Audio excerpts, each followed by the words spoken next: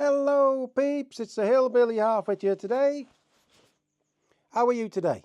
And today we're just doing a short one about Vaughn gething and how he's just falling to pieces. I don't think he's had enough time to make a cock up yet, to be honest. So it's mad, it is mad. If you haven't subscribed, please subscribe and comment and like and share, because as you know, YouTube put my stops on me and they stopped me getting things. So I'd be grateful if you would. So let's get going. Now, this is what I always have to put up. It's a YouTube policy details. I'm allowed to do a funny or thoughtful revision of content that didn't originally create, clips of other people's content as part of a critical review, reaction videos where you comment on the original video, edited footage from other creators where you add a storyline or commentary. So that's what I'm doing. Now, Vaughn gething, it's hard to believe he'd get any more trouble, but he's having a vote of no confidence next week. The Conservatives have brought a vote of no confidence. Now, he will probably win because Labour have got more seats than anybody else in Wales, and Plaid Cymru will probably stay with them. But you never know. You never know. It could, one of them leaders, one of them Welsh MPs is the other guy who was against Vaughn gething. So if everybody else votes against gething and his opponent, he'll be out, just like Boris Johnson was. So it's not so straightforward as you think. Watch out. Anchor alert. Anchor alert. Plaid Cymru pulls out of operation cooperation to support the Welsh Labour government. That was about 2 weeks ago. So I thought it couldn't go any worse, but it has.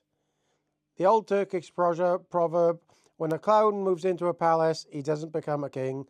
The palace becomes a circus. And that's what's happening. So let's read this. It wasn't very long ago that it wasn't very long ago that Keir Starmer was hailing the Welsh Labour Party as a blueprint for what we would do in office.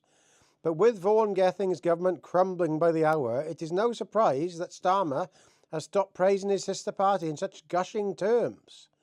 The flailing First Minister of Wales is now facing a no-confidence vote after just 70 days in post, following a string of scandals in the Senedd. He makes Hamza Yousaf look like a model of stability. Gething's woes started before he even took up office. During his leadership campaign, he accepted a controversial 200,000 in donations from a businessman twice convicted of environmental offences. He then suddenly, but what they haven't put down here is that he lent the guy 400,000 before he had the 200,000. He was a minister in charge of the bank. Oh, you can't make it up. He then suddenly sacked Minister Hannah Blythe of the alleged leaking of pandemic-era text messages, which suggested Gething had misled the UK COVID inquiry about his WhatsApps. Plaid Cymru then pulled out of the cooperation deal early, citing Labour's decision to delay council tax reform, with Gething's party only holding 30 of the 60 seats in the Welsh Parliament. A backbench rebellion of one can potentially halt any piece of legislation. Now it is, but Plaid Cymru have only done that to make themselves look like they're not with Labour. They are. You watch next week, they will vote with him. And Plaid Cymru are basically the Labour Party. Sensing weakness, the Welsh Conservatives are going in for the kill. They have tabled a motion of no confidence in Gething, a motion that has now been accepted and will take place on June the 5th. It means that rather than talking about the wicked Tories of Westminster, Welsh Labour has to spend the next week defending its flailing First Minister. Hardly a great start to an election campaign in which they hope to make gains. Now, we talked about this before, how Wales have got a stranglehold on... Welsh Labour have had a stranglehold on Wales. Now, the only way this has moved now is because Plaid Cymru have split. They only split because they knew the election coming. That's the only reason. So they will have to vote with him. Now, I will be very surprised if they don't vote with him. But if they vote with the Conservatives and everybody else against him because they think he's done wrong, one of the Labour AMs will have to vote against for him to be chucked out. And like I said, the guy running against him has been leader of the Welsh Party, already thinks he's done wrong, so he might vote against him. So this I know you might be surprised here, but I don't think he has enough time in there to do anything to see if he's good or bad, really. I think he's a bit definitely dodgy, but you should have a bit of time to see if you're any good. Now, I think he could go. I said this a few weeks ago when I first found out about this thing, but looking at the seats there now, look.